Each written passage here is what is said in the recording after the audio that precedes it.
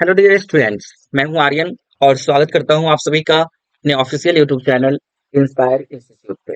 Guys, today I am present with the second session of introduction to Euclid's geometry on the topics that will cover in this session. तो अब आप यहाँ पे देख सकते हैं कि हमारा फर्स्ट टॉपिक है एक्सियम्स, इसके बाद सेकंड टॉपिक यूक्लिड्स एक्सियम्स और इसके बाद third and the last topic is some terms related to Euclid's geometry. तो अब चलते हैं फर्स्ट टॉपिक पर और यहाँ पर हमें ये लर्न करना है एक्सियम्स के बारे में। अब एक्सियम्स क्या होता है इस चीज को हम लोग समझते हैं। तो यहाँ पे ये है कि self evident true statements which are specific to geometry are called axioms. तो ये एक्सियम्स जो होता है वो सेल्फ एविडेंट ट्रू स्टेटमेंट्स होता है और जिसका हम कह सकते हैं कि जो स्पेशल होता है, जो स्पेसिफिक होता है, यानी कि लिंक्ड होता है किससे, ज्योमेट्री से, तो उसको हम लोग एक्सियम्स बोलते हैं। अब देखिए यहाँ पे ये ट्रू स्टेटमेंट्स जो वर्ड आ रहा है, तो स्टेटमेंट्स के बारे में हम लोग पार्ट वन में पढ़े थे। तो उसमें हम लोगों ने लर्न किया था कि स्टेटमेंट कोई भी सेंटेंस होता है जो जिसको हम लोग जज कर सकते हैं कि वो ट्रू है या फिर फॉल्स है, तो उसको हम लोग बोलते थे एस्टिमेट्स। तो यहाँ पे ये बताया जा रहा है कि ये जो एक्सियम्स है वो सेल्फ एविडेंट है। That means axioms do not require any proof.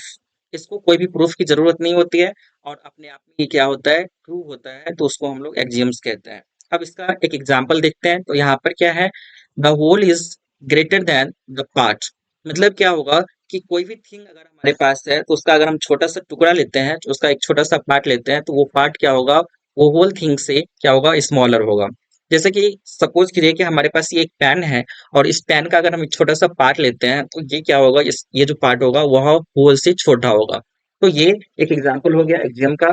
और जैसे कि वो एक नंबर के फॉर्म में अगर आप देखना चाहेंगे तो सपोज कीजिए कि आपके पास यहाँ पर क्या है, एक कोई नंबर है, जैसे 3 है। तो 3 को हम 2 पार्ट में डिवाइड करते हैं, एक 1 हो गया और उसके बाद एक 2 हो गया। 1 और 2 को ऐड करेंगे तो 3 होगा, बट यहाँ से क्या बता रहा है कि इसका जो ये पार्ट है 1 और 2 वो क्या है, 3 से छोटा है। तो इस तरह से ये एक एग्जाम का एग्जाम्पल हो गया। अब इसके बाद फिर चलते हैं सेकेंड एग्जाम्पल पर। तो यहाँ पर क्या है, इसमें आप देख सकते हैं कि लिखा हुआ है equals are added to equals. अगर हम क्या करते हैं, इक्वल में इक्वल को ऐड करते हैं तो उस कंडीशन में होल्स आर इक्वल। अब इसके लिए फिर से हम क्या करते हैं, यहाँ पर दो वैल्यूज को इक्वल करते हैं। जैसे कि यहाँ पर क्या हो जाएगा, a is equal to B और उसके बाद एक वैल्यू और ले लेते हैं, c is equal to D. अब यहाँ पर इन दोनों इक्वेशन से अगर हम क्या करते हैं, इन वैल्यूज को लेकर के आपस में ऐड करेंगे तो उस कंडीशन में क्या होगा, हमें इक्वल वैल्यू ऑब्टेन होगा। जैसे कि यहाँ पे फर्स्ट इक्वेशन और सेकंड इक्वेशन को जोड़ते हैं तो यहाँ पे लिखते हैं on adding equation 1 and equation 2। तो यहाँ पे हमें क्या मिलेगा, ये आप देख लीजिए, ये हो जाएगा क्या, a plus C is equal to B plus D. तो ये जो वैल्यू होगा वो आपस में ऑब्टेन होगा। क्यों ऑब्टेन होगा, क्योंकि यहाँ पर a जो है वो b की इक्वल है और c जो है वो d की इक्वल है। तो यहाँ पर LHS को जब हम जोड़ेंगे तो इसका जो RHS होगा वो भी क्या होगा, आपस में इक्वल होगा। तो इस तरह से ये सेकेंड एग्जाम्पल हम लोगों ने देखा। अब इसके बाद फिर चलते हैं, बढ़ते हैं नेक्स्ट टॉपिक पर। अब यहाँ पर क्या है, यूक्लिड्स एक्सियम्स के बारे में पढ़ना है। तो टोटल यूक्लिड्स का 7 एक्सियम्स है और इन सभी के बारे में हम वन बाय वन करके लर्न करते हैं। तो सबसे पहला जो यहाँ पर है एक्सियम, वो हम लोग देख लेते हैं। तो इसमें है things which are equal to the same thing are equal to one another. अब देखिए, अगर यहाँ से हम मान लेते हैं कि let A is equal to B. यहाँ से हम मान लिए कि ए जो है वो बी के इक्वल है एंड अब क्या हो जाएगा, यहाँ से मान लेते हैं कि बी जो है वह सी के इक्वल है। तो इसको अगर हम फर्स्ट कंसीडर कर लेते हैं और इसको अगर सेकंड कंसीडर कर लेते हैं इक्वेशन के फॉर्म में, तो यहाँ से क्या हो जाएगा, हम लिख सकते हैं कि from equation 1 and 2, from equation 1 and 2 we get, क्या मिलता है हमें। तो हम यहाँ से देखते हैं, देखिए यहाँ से ए तो बी के इक्वल हो गया और यहाँ पर बी सी के इक्वल है। तो इन इनसे अगर हम क्या करते हैं, आपस में इनका कंपैरिजन करते हैं तो उस कंडीशन में क्या हो जाएगा, ए इज इक्वल टू सी हो जाएगा। इस तरह से हमारे पास ये वैल्यू ऑब्टेन हो जाएगा। और ये जो है वो हम कह सकते हैं एज एन एग्जाम्पल जो होगा वो फर्स्ट एग्जाम के फॉर्म में हमने इस वैल्यूज को ऑब्टेन किया है यहाँ पे। तो इसमें ये बता रहा है कि things which are equal to the same thing. जैसे कि यहाँ पे देखिए, अब यहाँ पे क्या है, ए जो है वह बी के इक्वल है और यहाँ पर सी जो है वह बी के इक्वल है। तो यहाँ पर देख रहे हैं कि दो अलग अलग थिंग्स, दो अलग अलग नंबर्स है। जैसे कि यहाँ पर ए है और उसके बाद हम कह सकते हैं यहाँ पर सी है।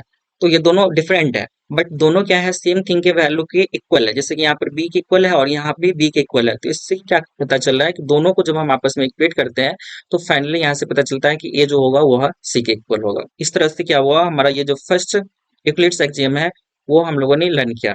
अब इसके बाद फिर हम चलते हैं दूसरे एक्सियम पर। तो इसमें ये बताया जा रहा है कि if equals are added to equals, अगर हम लोग क्या करते हैं, इक्वल को ऐड करते हैं इक्वल्स में तो होल्स आर इक्वल। अब इसके लिए भी क्या करते हैं, यहाँ से हम लोग दो इक्वेशन कंसीडर करते हैं। तो यहाँ से क्या हो जाएगा, let A is equal to B और उसके बाद एंड यहाँ से कर लेते हैं C is equal to D. तो यहाँ पे देख रहे हैं कि ये जो फर्स्ट इक्वेशन है, फर्स्ट में क्या है, ए बी के इक्वल है और सेकेंड इक्वेशन जो है इसमें सी डी के इक्वल है। तो अब दोनों को अगर हम ऐड करते हैं तो यहाँ पे लिखेंगे on adding equation 1 and 2 we gate.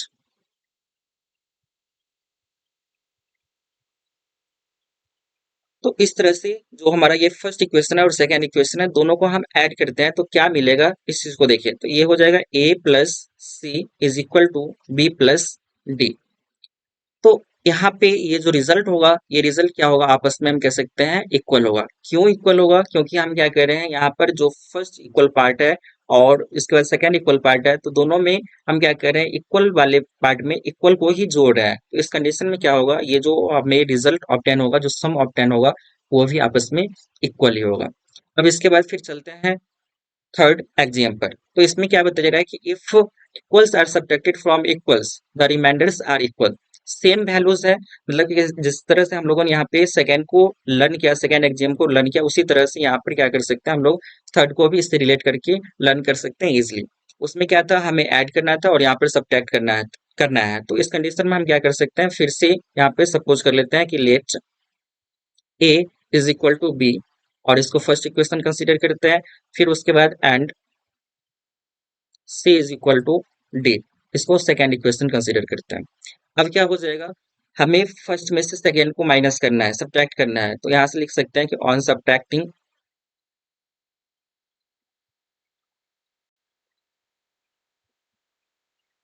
Equation 1, sorry equation 2 from 1। तो जब हम क्या करेंगे, इसको इक्वेशन 2 को इक्वेशन 1 में से सब्ट्रैक्ट करेंगे तो क्या मिलेगा, ये देखिए, ए माइनस सी हो जाएगा इज इक्वल टू, यहाँ से क्या हो जाएगा, बी माइनस डी होगा। तो यहाँ पर ये जो डिफरेंस होगा इक्वल्स का, वो भी आपस में हम कह सकते हैं सेम होगा। अब इसके बाद फिर चलते हैं नेक्स्ट एक्सियम पर। ये एक्सियम नंबर 4 होगा।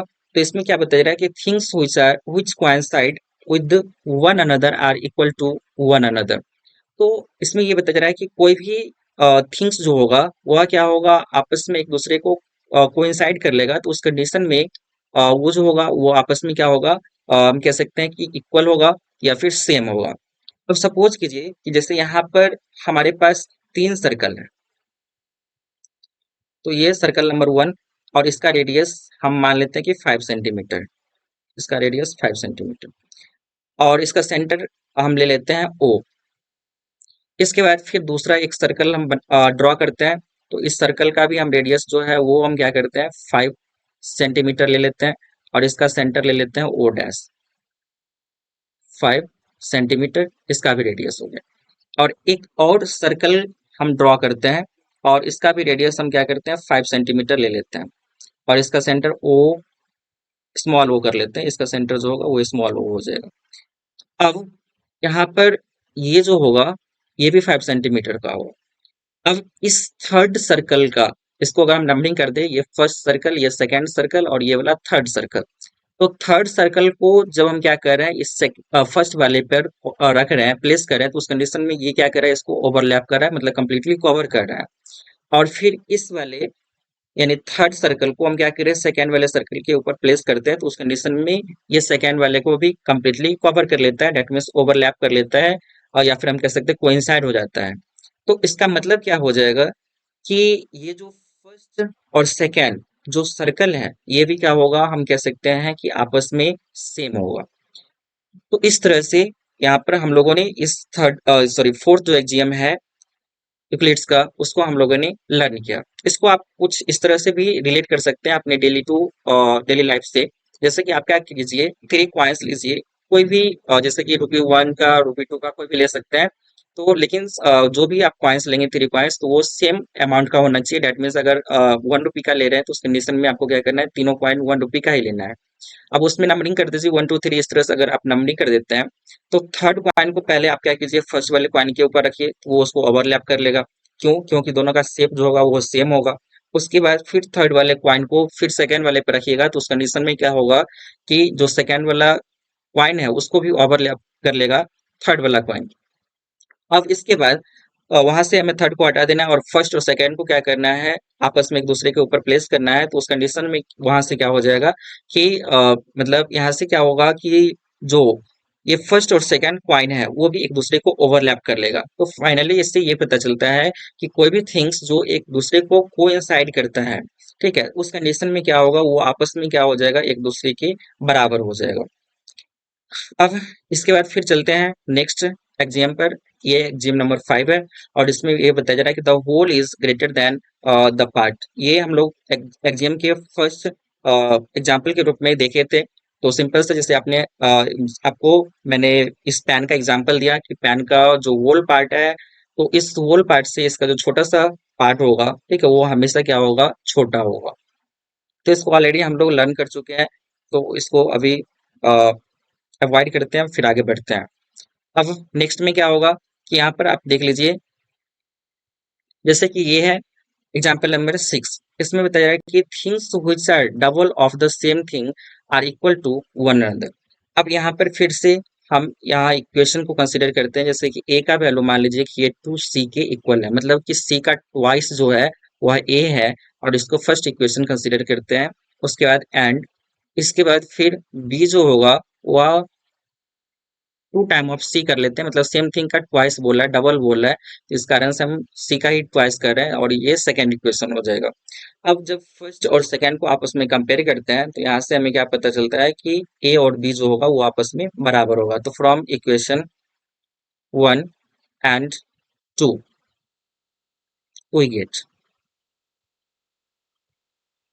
तो यहाँ पर हम देख रहे हैं कि ये जो इसका आरएचएस है इक्वेशन फर्स्ट का, वो 2c है, और इसका भी सेकेंड इक्वेशन का जो कह सकते हैं कि आरएचएस है, वो भी 2c है।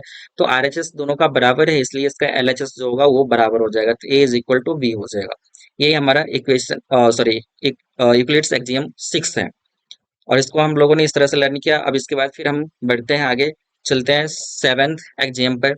इसमें क्या बताया जा रहा है कि things which are halves of same thing are equal to one another. अब यहाँ से इसको अगर हम लोग लर्न करें, तो इसमें क्या होगा, फिर से हम कंसिडर कर लेते हैं कि let A is equal to c/2, ये फर्स्ट हो जाएगा। और उसके बाद and b is equal to c/2 करते हैं, ये वाला सेकेंड इक्वेशन होगा। अब दोनों का अगर हम आरएचएस कंपेयर करते हैं, तो यहाँ से क्या पता चलता है कि फ्रॉम 1 and 2 वी गेट। इसमें हो जाएगा ए इज इक्वल टू बी। जिस तरह से एक्जियम 6 में यहाँ पर हमें क्या करना था, ट्वाइस करना था, उसी तरह से एक्जियम 7 में हमें क्या करना है, ये आप देख रहे हैं यहाँ पर हाफ करना है। और ये एक्जियम 6 और एक्जियम 7 जो है वह 2, यानी कि एक्जियम सेकेंड और एक्जियम थर्ड जो है उससे आपस में क्या कर रहा था, मैच कर रहा था। क्योंकि इक्वेशन जो मतलब कि एक्सियम जो सेकंड है उसमें हमें ऐड करना था, if equals are added.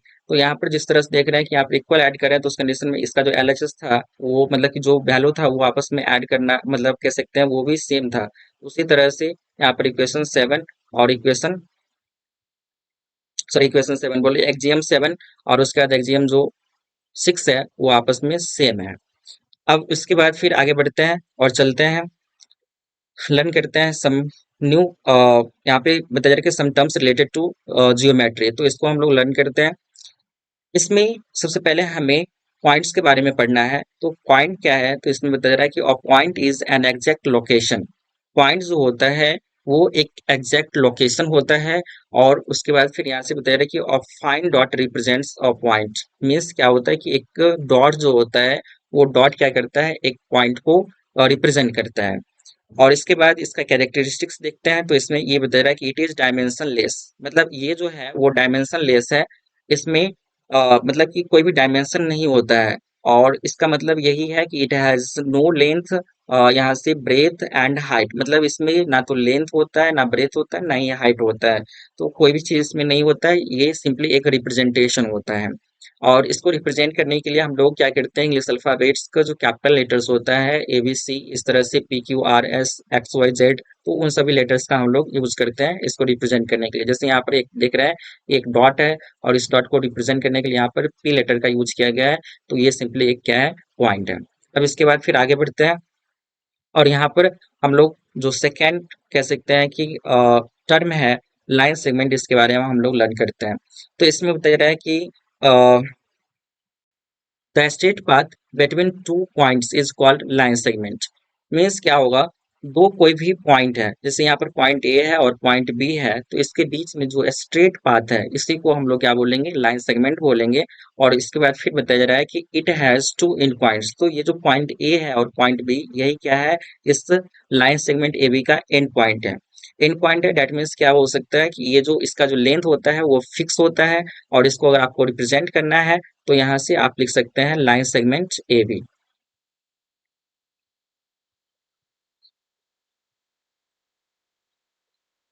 A B इस तरह से आप लिखते हैं, और इसके ऊपर में इस तरह से क्या करते हैं, एक फिक्स्ड लेंथ का लाइन बना देते हैं। तो ये क्या होता है, हम कह सकते हैं कि लाइन सेगमेंट होता है। अब नेक्स्ट में फिर आगे बढ़ते हैं, और इसके बाद फिर हम लोग नेक्स्ट टॉपिक को लर्न करते हैं। तो यहाँ पर हमें लर्न करना है रे के बारे में। अब रे क्या होता है, तो इसमें ये बताया रहा है कि a ray is a part of a line that has a fixed starting point but no end point। Means क्या है, लाइन का ये एक पार्ट होता है, और इसका क्या होता है, एक स्टार्टिंग पॉइंट होता है जो कि फिक्स होता है। और उसके बाद हम कह सकते हैं इसमें नो एंड पॉइंट होता है, मतलब एंडिंग पॉइंट इसमें नहीं होता है। और it can extend infinitely in one direction. ये इनफाइनाइट डिस्टेंस तक मतलब ये इंक्रीज हो सकता है, वो एक्सटेंड हो सकता है। जैसे आप यहाँ पर देखिए, इस वाले मतलब कि फिगर में देख सकते हैं कि यहाँ पर पॉइंट ए है और पॉइंट बी है। तो यहाँ पर ये इसका एंड पॉइंट है, पॉइंट ए जो है वो एंड पॉइंट है, जबकि पॉइंट बी जो है यहाँ पर एक एरो लगा हुआ है। तो एरो का मतलब होता है कि ये जो है लाइन वह इस तरफ राइट डायरेक्शन में क्या कर रहा है, लाइन इंक्रीज कर रहा है, बढ़ रहा है। तो इस तरह से ये एक रे है, और इसको अगर आपको रिप्रेजेंट करना है तो आप लिख सकते हैं रे ए बी। जिस तरह से ये रे का रिप्रेजेंटेशन है, उसी तरह से इसके ऊपर में टॉप पे हम क्या करेंगे, एक रे छोटा सा बना देंगे। अब नेक्स्ट में फिर आगे बढ़ते हैं, और इसके बाद लर्न करते हैं नेक्स्ट टॉपिक को। तो यहाँ पर हमें पढ़ना है लाइन के बारे में। और line is made up of a set of points which is extended in opposite directions infinitely. अब इसका मतलब क्या हो गया, कि एक लाइन जो है वो बहुत सारे पॉइंट से मिलकर के बना हुआ होता है। और ये क्या होता है, टू अपोजिट डायरेक्शंस में इनफाइनाइट डिस्टेंस तक इंक्रीज होता है, एक्सटेंड होता है। और इसमें बता रहा है कि it is one dimensional figure. ये जो होता है वो वन डायमेंशनल फिगर होता है, क्योंकि इसमें सिर्फ लेंथ होता है, ब्रेथ नहीं होता है। तो इस कारण से ये वन डायमेंशनल फिगर होता है। और इसको अगर रिप्रेजेंट करना है तो लाइन ए बी आप लिख सकते हैं, इस तरह से लाइन ए बी, और इसके ऊपर में इस तरह से आप क्या करते हैं, लाइन ड्रॉ कर देते हैं। तो ये हो जाता है इसका रिप्रेजेंटेशन। फिर आगे बढ़ते हैं, और यहाँ पे लर्न करते हैं इंसिडेंस एक्जियम्स ऑन लाइंस। अब ये जो लाइंस है उस पर इंसिडेंस एक्जियम्स क्या होगा, जब लाइंस एक दूसरे के दूसरे लाइन के ऊपर फॉल करता है, तो उस कंडीशन में यहाँ पर हम लोग इससे रिलेटेड जो एक्जियम्स होता है उसको हम लोग लर्न करते हैं। अब देखिए, सबसे पहले क्या है, इसमें ये बताया रहा है कि और line contains infinitely many points. मतलब एक जो लाइन है उसमें बहुत सारा क्या बहुत सारा पॉइंट्स होता है। अब जैसे कि अगर यहाँ पर ये जो लाइन ए बी बना हुआ है इसके ऊपर अगर हम डॉट्स की बात करें यानी पॉइंट्स की बात करें तो बहुत सारा पॉइंट्स इस पर कंसिस्ट करता है इस लाइन पे, तभी ये लाइन बना हुआ है। तो बहुत सारे पॉइंट्स से एक लाइन बना हुआ होता है, और ये जो हम कह सकते हैं जब बहुत सारे पॉइंट्स को ये कंटिन्यूअसली अगर हम किसी भी प्लेन में स्ट्रेट पाथ पर अगर क्या करते हैं ड्रॉ करते हैं तो उस कंडीशन में वो एक स्ट्रेट लाइन बन जाता है। अब नेक्स्ट में क्या है, तो बोला है कि थ्रू और given points infinitely many lines can be drawn. जैसे कि यहाँ पर क्या करते हैं, इस पॉइंट की बात करेंगे तो सपोज कीजिए कि ये पॉइंट पी है, ये यहाँ पे नहीं, यहाँ पर इसको रख लेते हैं, ये पॉइंट पी है। तो इस कंडीशन में इस पी से बहुत सारा क्या होगा, लाइन जो है वो पास करेगा। जब एक पॉइंट आपको दिया हुआ रहेगा किसी भी प्लेन में तो उससे बहुत सारा लाइन जो होगा वो पास करेगा। तो ये सेकंड हम कह सकते हैं इंसिडेंस एक्सियम्स ऑन लाइंस है। और इसके बाद फिर थर्ड को हम लोग देखते हैं, तो इसमें बता रहा है कि one and only one line can be drawn to pass through two given points A and B. जैसे कि यहाँ पर देख सकते हैं कि एक पॉइंट ए है और यहाँ पर एक दूसरा पॉइंट बी है, इन दोनों के बीच से सिर्फ एक लाइन ड्रॉ किया गया है और ये लाइन जो है वो ए बी है। तो ये हमारा third incidence axioms on lines हो गया। अब इसके बाद फिर आगे बढ़ते हैं, तो इसमें हमें लर्न करना है कोलिनियर पॉइंट्स के बारे में। अब कोलिनियर पॉइंट्स क्या होता है, तो इसमें बताया जा रहा है कि थ्री और more than three points are said to be collinear if they lie on the same straight line. तीन या तीन से ज्यादा जो पॉइंट्स होगा उसको हम लोग कोलिनियर तब कहेंगे जब क्या होगा, वो सभी जो पॉइंट्स होगा वो सेम स्ट्रेट लाइन पर फॉल करेगा। जैसे यहाँ पर इस स्ट्रेट लाइन की बात करें तो ये ऐसे एक स्ट्रेट लाइन है, और इस पर क्या हो जाएगा, ए, ये जो पॉइंट ए है, पॉइंट बी और पॉइंट सी, ये सब क्या कर रहा है, इस पे फॉल कर रहा है, इस कारण से ये क्या हो जाएगा, कोलिनियर पॉइंट्स हो जाएगा। A B and C are collinear points, और इस चीज को यहाँ पर मेंशन किया गया है, A B and C are collinear points. अब इसके बाद फिर यहाँ पर जो सेकेंड फिगर है, इस फिगर को अगर आप देखते हैं तो यहाँ पर दो लाइन है, एक क्या हो जाएगा, ये पी आर हो जाएगा और दूसरा यहाँ से क्यू आर हो जाएगा। तो दो लाइन है, और दोनों लाइन जो है इस दोनों लाइन पर टोटल हम कह सकते हैं दो दो पॉइंट्स लाई करते हैं, और एक पॉइंट जो है दोनों लाइन का कॉमन पॉइंट है।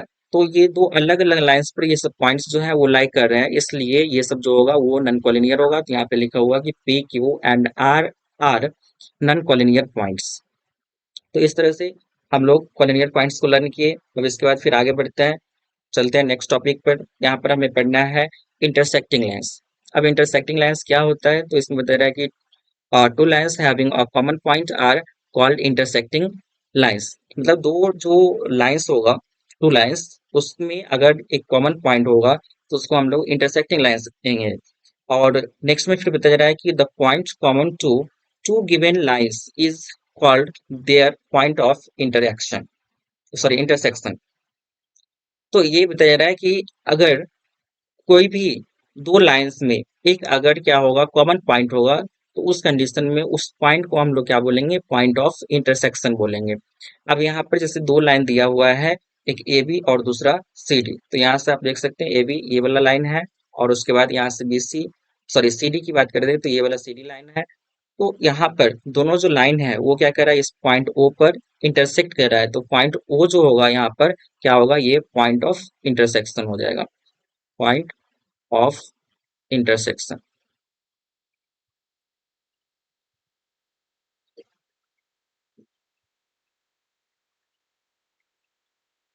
अब इसके बाद चलते हैं नेक्स्ट टॉपिक पर।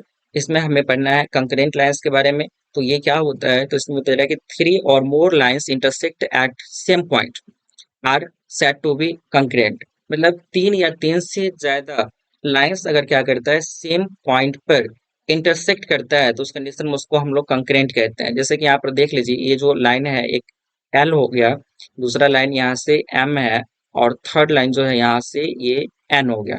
तो यहाँ ये तीन लाइन जो है, तीनों लाइन क्या कर रहा है, इस वाले पॉइंट पी पर इंटरसेक्ट कर रहा है, इसलिए ये तीनों लाइंस जो होगा वो कंकरेंट लाइंस कहलाएगा। और इस चीज को यहाँ पर मेंशन किया गया है कि इस फिगर में, यानी कि in the figure given below, lines L M and N pass through the same point P, hence they are concurrent.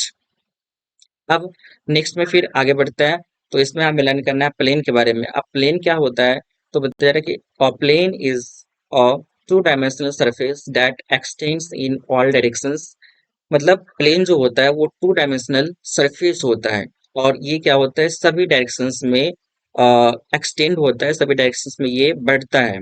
और इसमें बता रहा है कि it has length and breadth, मतलब इसमें लेंथ और ब्रेथ होता है, जबकि इसमें हाइट नहीं होता है। और इसके बाद फिर बता रहा है कि इट कैन इधर बी फ्लैट और कर्व। तो ये जो सरफेस होगा या जो प्लेन होगा वो फ्लैट भी हो सकता है या फिर कर्व भी हो सकता है।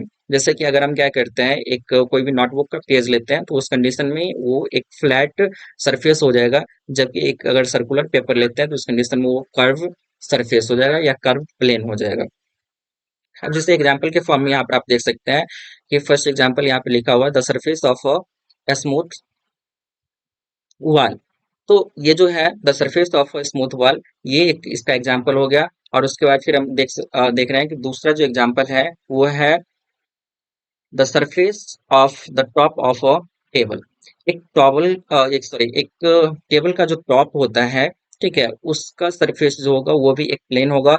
इसी तरह से the surface of a smooth black board, एक स्मूथ ब्लैक बोर्ड का जो सरफेस होगा वो भी एक प्लेन होगा। इसी तरह से the surface of sheet of paper it is. तो ये सब जो है वो एग्जाम्पल है प्लेन का। अब इसके बाद फिर आगे बढ़ते हैं, और इसमें हमें लर्न करना है पैरेलल लाइंस के बारे में। तो पैरेलल लाइंस क्या है, तो बता रहा है कि two lines L and M in in a plane are said to be parallel. Means two lines L और एम जो कि सेम प्लेन में होगा, तो उसको हम लोग क्या बोलेंगे, पैरेलल बोलेंगे। कब? तो if they have no common point, no point in common, and we write L is parallel to M. तो देखिए, जब कोई भी दो लाइंस जो होगा वह सेम प्लेन में लाई करेगा, तो उस कंडीशन में उसको हम लोग क्या बोलेंगे, पैरेलल बोलेंगे। जब उसमें कोई भी कॉमन पॉइंट नहीं होना चाहिए, दोनों लाइंस में कोई भी कॉमन पॉइंट नहीं होगा, तो उस कंडीशन में उसको पैरेलल लाइंस बोलते हैं। और पैरेलल लाइंस को लिखते हैं जैसे कि यहाँ पर एल और एम अगर दो लाइंस है और उसमें कोई भी कॉमन पॉइंट नहीं है, तो उस कंडीशन में उसको हम बोलते हैं कि L is parallel to M, और उसको इस तरह से राइट डाउन करते हैं। अब यहाँ पर अगर आप देखना चाहेंगे तो ये इससे रिलेटेड एक इसका जो कैरेक्टरिस्टिक्स है पैरेललाइंस का, वो चीज यहाँ पर गिवन है। तो इसमें लिखा हुआ है कि the distance between two lines, दो लाइंस के बीच में जो डिस्टेंस होगा, दो पैरेलल लाइंस के बीच में जो डिस्टेंस होगा वो ऑलवेज क्या होगा, सेम होगा। तो यही चीज यहाँ पर हम कह सकते हैं कैरेक्टरिस्टिक्स है किसका, तो ये हो गया पैरेलल लाइंस का प्रॉपर्टीज हो गया। तो अब यहाँ पर इसके बीच में दो लाइन जो एल और एम यहाँ पर आप देख रहे हैं, एल और एम, इसके बीच में ये जो डिस्टेंस होगा, परपेंडिकुलर डिस्टेंस, ये क्या होगा, हमेशा सेम होगा। इसका इस वजह से क्या होगा, ये कभी भी एक दूसरे को इंटरसेक्ट नहीं करेगा। और इसको समझना है, जैसे आप रेलवे ट्रैक का एग्जांपल ले सकते हैं। और जैसे कि आप जानते हैं कि रेलवे ट्रैक जो होता है उसके बीच का डिस्टेंस जो होता है वो हमेशा क्या होता है, सेम होता है। इस वजह से कोई भी जो हम कह सकते हैं ट्रेन है वो उस पर मूव कर जाती है, अदरवाइज वो उस पर मूव नहीं कर पाएगी। तो सिंपल सा है कि ये पैरेलल लाइंस जो होता है उसके बीच का जो डिस्टेंस होता है वो हमेशा कह सकते हैं सेम होता है, और इसमें कोई भी इंटरसेक्शन पॉइंट नहीं होता है, डेट मीन्स कोई भी पॉइंट कॉमन नहीं होता है। अब इस तरह से हमारा ये सेशन कंप्लीट होता है। तो अगर आपको ये सेशन अच्छा लगा तो प्लीज आप हमारे सेशन को लाइक कीजिए, कमेंट कीजिए, शेयर कीजिए और हमारे चैनल को सब्सक्राइब कीजिए। मिलते हैं नेक्स्ट सेशन में, तब तक के लिए bye bye and take care. Thanks.